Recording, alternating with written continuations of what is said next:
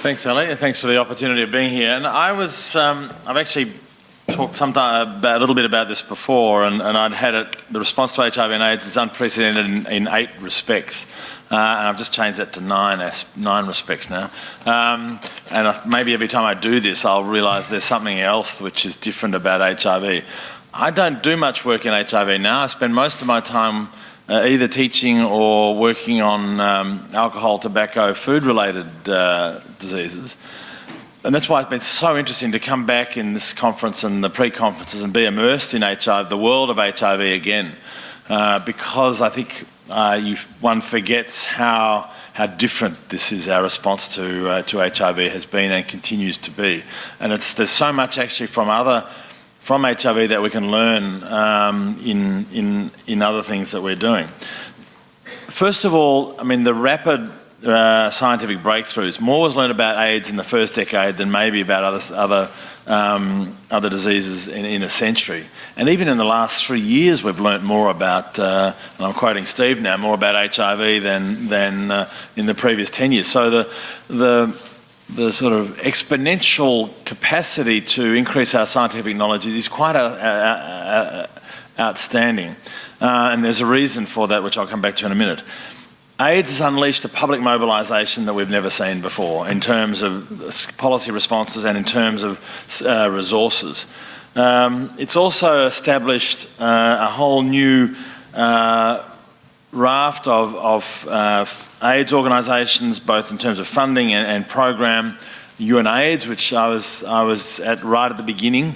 We'd never had sort of a UN organisation to bring the other organisations together. The Global Fund for AIDS, TB and Malaria, the International AIDS Vaccine Initiative, UNITAID. Again, this we'd never seen this before, and we probably won't see it again for quite a while. We're trying to mobilise resources around non-communicable diseases, and people saying, no, we can't do it again. So it's quite interesting. Perhaps the major hallmark of the response, I think, has been the engagement, activism and role of people living with HIV. I mean, we haven't had people living with TB.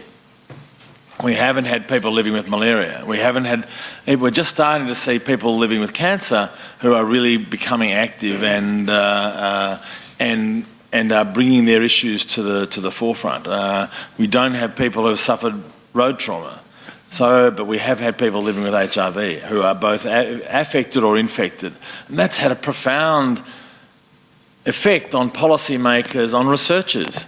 I had the privilege of interviewing Françoise Barré-Sinoussi the other day, and I said, why has there been such dramatic or such level of resources in the science? And she said part of that's due to the community mobilisation. If there had been no community mobilisation and community response, then the drive around the science would not nearly have been as strong. So that partnership, in a sense, has been incredibly important in HIV. Another aspect is, for the first time, high-income countries have used public money for long-term treatment in low and middle-income countries. We hadn't really, by virtue of development assistance in health, mostly been around prevention, mostly been around vaccination, immunisation, but not around direct treatment. Yet we've seen the value of PEPFAR, and I take my hat off to George Bush for this. We've seen the value of obviously of the Global Fund and the drivers of that to provide resources for treatment. It is one of the most political of diseases. It's a tough disease for politicians, because it's related so intrinsically to sex and to drugs and what are defined as sometimes illegal activities, and it does take brave politicians to confront it effectively. That's not only in HIV, but it's certainly a trickier problem, particularly around sex and around drugs, and we're still seeing that. We had yesterday a discussion with sex workers, with gay men in Africa, and everybody talked about criminalisation, talked about the role of the law in defining their lives and their activities. And 3 other aspects, and these I pay tribute to a former boss of ours, Jonathan Mann, who in many ways I think is one of the most significant figures in public health, certainly last century. And AIDS has been conceptualised and understood as a human rights issue. And he really introduced the issue of health and human rights. And the fact that we should, those of us in public health, should understand health in a different way. We need to have another perspective on it, not just the sort of epidemiological perspective that we're so used to. It's also been our foundation for developing, I think, for really developing our understanding of global health. Then the special program on AIDS, which was established in WHO in 1985, very quickly became, under Jonathan's guidance, the global program on AIDS.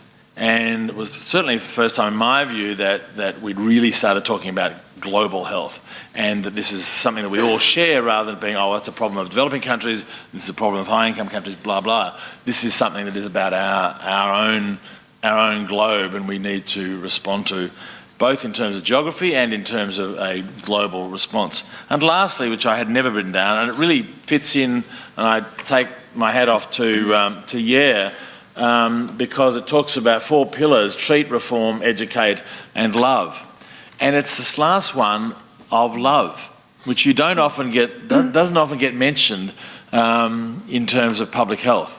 And again, Jonathan was the first person I'd heard really talk about love as part of a force for public health good. It's not often talked about as that, but it is incredibly important. And I guess we've seen, the damage of hatred and ego by virtue of the downing of MH17. We see so much of that, yet there are enormous forces for good, and love is an incredibly important part of that. And I think that has really underpinned so much of the great things about the response to HIV.